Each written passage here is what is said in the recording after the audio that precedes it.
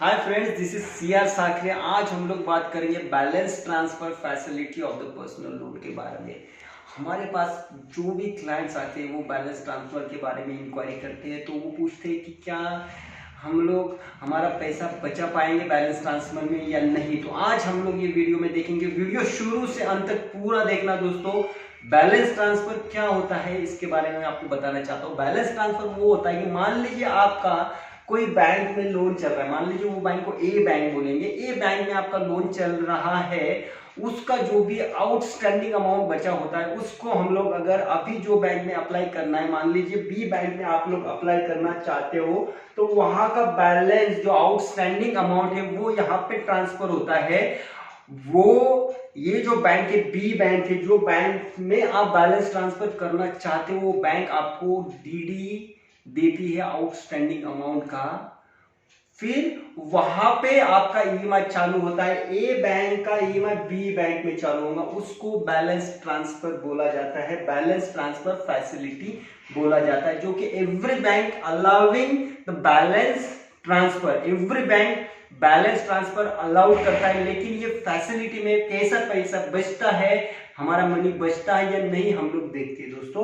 तो एग्जांपल के तौर पे देखेंगे कि मान लीजिए consider the one client is working in the TCS company, salary is 1 lakh rupees per month and is taken the loan amount 9 lakh rupees, कि उन्होंने 9 लाख रुपए का अमाउंट लिया था। क्योंकि बहुत बार जब क्लाइंट 20 लाख रुपीज लेता है या 15 लाख रुपीज लेता है तो उनको प्री क्लोजिंग चार्जेस 0% दिए जाते हैं। बहुत सारे banks pre closing charges amount के ऊपर डिपेंड होता है। अगर आपका अमाउंट ज्यादा है तो आपको प्री क्लोजिंग चार्जेस 0 दिए जाते हैं। तो बैंक को ये पूछना बहुत जरूरी है कि I have a pre closing charges 0 और नॉट। तो अभी 9 लाख पे एक साल के बाद में बहुत सारी बैंक आफ्टर 1 ईयर के बाद में ही लोन ट्रांसफर करना अलाउड करती है। एक साल के बाद में अगर जाते हो आप तो ही आप लोन ट्रांसफर कर सकते हो। बहुत सारे बैंक बिफोर 6 मंथ भी होते हैं। अगर आप इस बारे में जानना चाहते हो तो my company name is Raj business solution.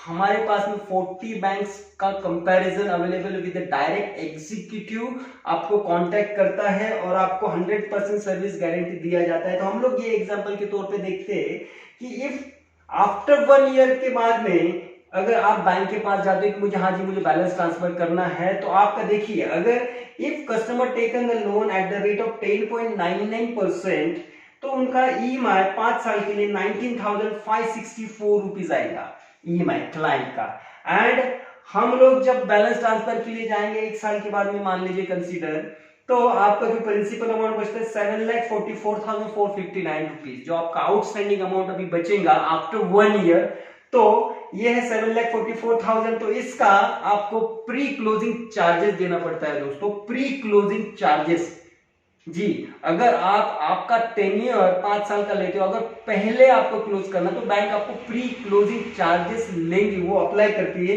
तो बहुत सारे बैंक से 4% प्री क्लोजिंग चार्जेस होता है, 4%। तो अभी 7,44,000 का 4% अप्रोक्सीमेट आता है 15,000 रुपीज।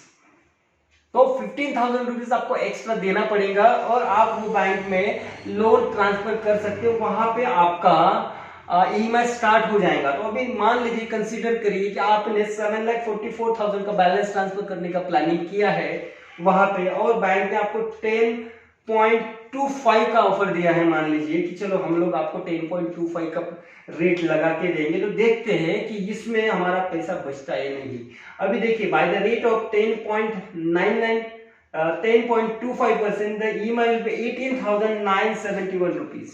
आपका देखिए यहाँ पे, देखिए यहाँ पे आपका ईएमआई आएगा at the rate of 7,44,459 rupees के लिए आपका ईएमआई आएगा 18,971 rupees by the rate of 10.25%। तो अभी देखिए यहां से हम लोग, ये पहले का ईएमआई था आपका 10.99 का 7 लाख पे, 9 लाख पे एंड 7,44,000 पे, ये आपका ईएमआई है 19,237 रुपीज। इसको अगर यहां से सब्सट्रैक्शन करेंगे तो इतना आएगा 327 रुपीज, जो आपका पर मंथ बचेगा।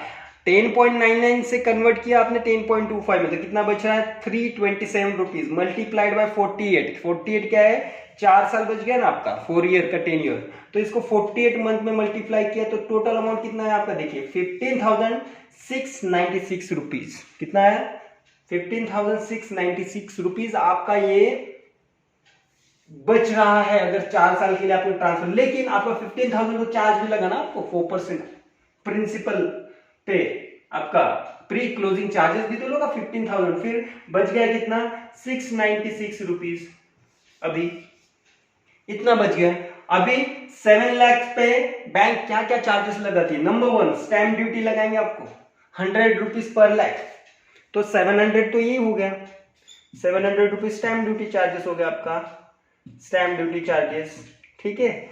और उसके बाद में प्रोसेसिंग फीस अप्लाई करेंगी, 7 लाख पे कोई भी बैंक पे जाते तो 1% तो अप्रोक्सीमेट होता ही है, तो आपका 7,000 रुपीज का प्रोसेसिंग फीस गया, ठीक है। अभी ये जा रहा है, अभी बच नहीं रहा आपका, जा रहा है, तो लेकिन मैं आपको ये बताना चाहता हूं, ध्यान से सुनिए, प्री क्लोजिंग चार्जेस तो ठीक है लग गया आपको 7,000 रुपीज, लेकिन अभी 7,44,000 को अभी मान लीजिए आपने जो बैंक से लोन लिया था, वो बैंक अगर आपको पार्शियल पेमेंट अलाउड ही नहीं करती है 5 साल तक, तो आपका कितना इंटरेस्ट जाएगा। ये मैंने ऑलरेडी वीडियो बनाया था, पार्शियल पेमेंट जब आप करते हो तो आपका कितना पैसा बचता है। तो देखिए 7,44,000 पे अगर आप पार्शियल पेमेंट अलाउड करती है न्यू बैंक, तो वहां पे आपका अप्रोक्सीमेट 2.5 लाख तक के आपका इंटरेस्ट बचता है। वीडियो पार्शियल पेमेंट पे कितना पैसा बचता है, ये इसके लिए मैं आपको वीडियो में लिंक दे दूंगा, तो वहां पे आप जाके वो वीडियो देख सकते हो, या मेरे चैनल को सब्सक्राइब करिए, तो आपको पूरे जो भी अपडेटेड मार्केट का डिटेल्स आपको आते जाएगा। बैंक्स के हम लोग बहुत सारे डिटेल्स, बैंक के बहुत सारे सीक्रेट्स हम लोग आपको बताते हैं, जिससे कि आपका पैसा बच सके। अभी देखिए 7,000 आपको एक्स्ट्रा लग रहा है, लेकिन पार्शियल पेमेंट अगर आपको वो बैंक अलाउड करती है तो, और दूसरा अगर इसमें मान लीजिए 7 लाख में और अगर आपको 3 लाख रुपीस अगर अमाउंट चाहिए, ठीक है, तो आपको रेट क्या लग गया 10.2, यहाँ पे तो 10.99 था, तो ये आपका बेनिफिट है कि मान लीजिए, क्योंकि आप अगर 3 लाख रुपीस मार्केट में लेने के लिए जाते तो कोई बैंक आपको कम नहीं देंगे, because bank is giving the rate of interest depends on the amount. अगर आपका सैलरी हाई है तो भी आपका अमाउंट अगर हाई है तो ही आपको रेट कम लगता है। लेकिन अगर आप यहाँ पे 3 लाख भी एक्स्ट्रा लेते हो विद बैलेंस ट्रांसफर फैसिलिटी और पार्शियल पेमेंट अगर करते हो, तो बहुत सारा आपका इंटरेस्ट अमाउंट बचता है दोस्तों, जिसमें आप वो अमाउंट आप किसी भी अच्छे सोशल यूज या फैमिली के लिए आप कर सकते हो, जो कि बैंक को जा रहा है, जो कि किसी के यूज में नहीं आ रहा है। अगर थोड़ा सा इंटेलिजेंसी आप दिखाते हो तो आपका बहुत सारा पैसा बच सकता है। तो ये होगा बैलेंस ट्रांसफर का एक। अभी हम लोग इसी एग्जांपल को 5 ईयर 10 ईयर में देखते हैं। बहुत सारे क्लाइंट्स होते हैं हमारे पास में, तो उनका जो हमारे पास में प्रॉब्लम आता है, उनका जो हम लोग सॉल्यूशन देते हैं, तो मैं आपको बताना चाहता हूँ। अभी मान लीजिए एक customer working in the same company, मान लीजिए क्लाइंट कॉग्निजेंट में वर्किंग कर रहे हैं, एंड देखिए हम लोग अभी ऑब्लिगेशन वाला एक केस देखते हैं। कंसीडर कि customer is working in the Cognizant company and the salary is 1,50,000 rupees. मान लीजिए 1,50,000 रुपीज क्लाइंट का सैलरी है और उनके बहुत सारे लोन चल रही। कंसीडर मान लीजिए कि कस्टमर का एक होम लोन चालू है जिसका EMI 75,000 भरते, मान लीजिए कस्टमर 75,000 रुपीज। अभी हमको ये भी समझना बहुत जरूरी है कि कस्टमर को कितना लोन अमाउंट बैंक देती है। देखिए 60% ऑफ द सैलरी का EMI बैंक बोलती है आप भर सकते हो। तो मान लीजिए आपका सैलरी 1 लाख रुपीज है, तो 60,000 तक के आप EMI भर सकते हो। फिर कोई भी इसका प्रोडक्ट का होम लोन हो, पर्सनल लोन हो, मॉर्गेज लोन हो, कोई भी लोन हो, तो उसका EMI आपको 60% के ऊपर नहीं होना चाहिए। अगर आपका ऑब्लिगेशन 60% क्रॉस करता है तो आपको फंडिंग नहीं होगा, आपका फाइल रिजेक्ट हो जाएगा, आपका लोन अप्रूव नहीं हो सकता। तो नंबर 1 एग्जाम्पल में देखते हैं कि HL जा रहा है 75,000 रुपीज का एंड इनका अभी PL जा रहा है 25,000 रुपीज का कस्टमर का।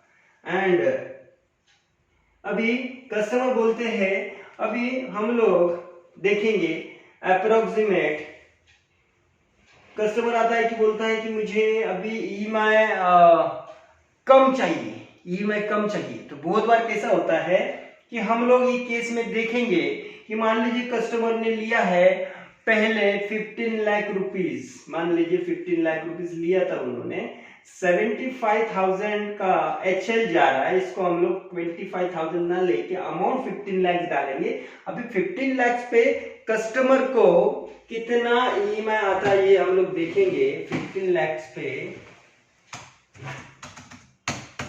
पूरा वीडियो देखिए दोस्तों, क्योंकि ये अगर आपने नहीं देखा तो आपका पैसा नहीं बचेगा। अभी मान लीजिए कस्टमर ने 15 लाख लिया था 5 साल के लिए, तो उनका EMI आएगा, देखिए EMI जो आता है कस्टमर का 32,606 रुपीज, 32,606 रुपीज ये उनका EMI जा रहा है 15 लाख पे। ठीक है, तो अभी कस्टमर ये बोलता है कि बाबा मुझे EMI अभी मुझे चाहिए 3 लाख रुपीज, 3 लाख रुपीज चाहिए। ओके, कि मान लीजिए ये इनका ऑब्लिगेशन और बहुत सारा हो सकता है कि कस्टमर का बहुत सारा ऑब्लिगेशन। अभी इसमें देखेंगे 1,50,000 का अगर 60% निकालेंगे तो कितना 60 + 30, ये उनका 90,000 का एलिजिबिलिटी होता है। अभी 75 + 30 कितना हो गया है 1 लाख के ऊपर गया अभी, और इनका एलिजिबिलिटी कितना आ रहा था 90,000। तो ऐसे केस में जब आप प्रिंसिपल अमाउंट भरते हो, मान लीजिए आपने अभी देखिए 15 लाख लिया था, तो अप्रोक्सीमेट एक साल में अराउंड आप 3 लाख तो भरते हो ना बैंक को, तो ये आपका एलिजिबिलिटी ओपन होता है दोस्तों। ये जो आपका 3 लाख, क्योंकि आपने एक साल में बैंक को भरा भी है प्रिंसिपल अमाउंट, तो कस्टमर बहुत बार ऐसा होता है कि वो कस्टमर उनको टेन्योर कम नहीं चाहिए, उनको EMI कम चाहिए होता है बहुत बार।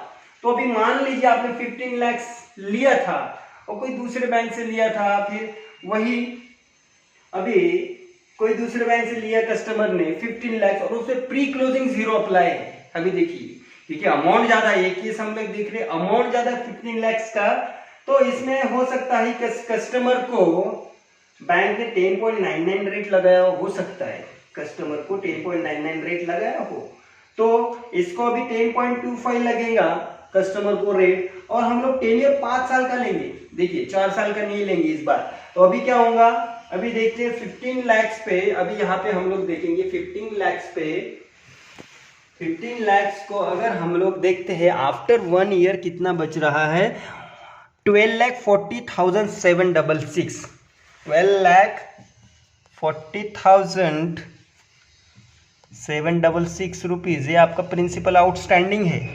अभी देखिए यहाँ पे देखिए 12,40,766 रुपीज आउटस्टैंडिंग अमाउंट बच रहा है क्लाइंट का। एग्जाम्पल पूरा समझना दोस्तों। अभी इसको हम लोग अगर यहाँ पे इसमें अगर कस्टमर ने मान लीजिए बोला कि मुझे 3 लाख और चाहिए, तो अमाउंट बन जाएगा क्लाइंट का 3 लाख ऐड करके 15,40,766। अभी देखिए तो आ गया 33,492 रुपीज़। अभी बैक जाते हैं हम लोग, देखिए 15 लाख पे कितना आ रहा था 32,606 रुपीज़, और अभी ये प्रिंसिपल अमाउंट में 3 लाख ऐड किया। कस्टमर बोला मुझे 3 लाख इसमें ऐड करके दीजिए, मेरा रिक्वायरमेंट 3 लाख और चाहिए, कुछ यूज़ करना है उनको, मान लीजिए रिनोवेशन करना है, कुछ करना है अमाउंट का, तो 15,40,766 रुपीज़ का EMI अगर 5 साल के लिए, देखिए अभी 1 साल तो भर दिया लेकिन 5 साल के लिए ही कर रहे हैं हम लोग। और अभी यहाँ पे रेट बैंक जो लगा रही है 10.25 लगाएंगी। बैलेंस ट्रांसफर है भैया, कुछ बैंक को छूट तो देना बहुत ज़रूरी होता है, वही रेट पे बैंक बैलेंस ट्रांसफ़र नहीं करते कस्टमर को, नहीं, क्योंकि कुछ तो ऑफर चाहिए, तो बैंक आपको बैलेंस ट्रांसफर कराएंगी तो आपको ज़रूर अच्छा ऑफर देंगी। तो अभी 32,000 यहाँ पे 32,927 रुपीज़, तो अराउंड 200 रुपीज़ का डिफरेंस आ रहा है दोस्तों। देखिए सिर्फ 200 रुपये ज़्यादा भरना है। देखिए कैसा, समझिए यहाँ पे, देखिए यहाँ पे देखना ज़रूरी है। ये पहला आप 15 लाख लिया था क्लाइंट ने तो इतना EMI आ रहा था, अभी उसमें प्रिंसिपल अमाउंट में ये प्रिंसिपल अमाउंट बच गया 1 साल के बाद में क्लाइंट का, तो इसमें 3 लाख ऐड किया हम लोगों ने, 3 लाख अमाउंट दे दिया उनको, तो इतना EMI आ रहा 32,927 रुपीज़। तो अराउंड इसमें देखिए ना 300 रुपये का डिफरेंस आ रहा है, 300 रुपीज़ का सिर्फ 300 रुपये ज़्यादा भरना है क्लाइंट को, सिर्फ 300 रुपये। अभी EMI में कितना फर्क आ रहा है, कितना डिफरेंस आ रहा है, 300 रुपीज़ का डिफरेंस आ रहा है क्लाइंट को, और उसमें 3 लाख भी मिल रहा है। दूसरा आपका रेट 10.99 से होकर 10.25 हो गया। अभी इसमें देखिए कौन से चार्जेस अप्लाई है। पहला, कस्टमर को 15 लाख का अमाउंट था, 15 लाख, तो प्री क्लोजिंग बहुत सारे बैंक जीरो देती है। बैलेंस ट्रांसफर में आपको pre closing zero, because you have taken the high amount from the bank, so you get the pre closing zero.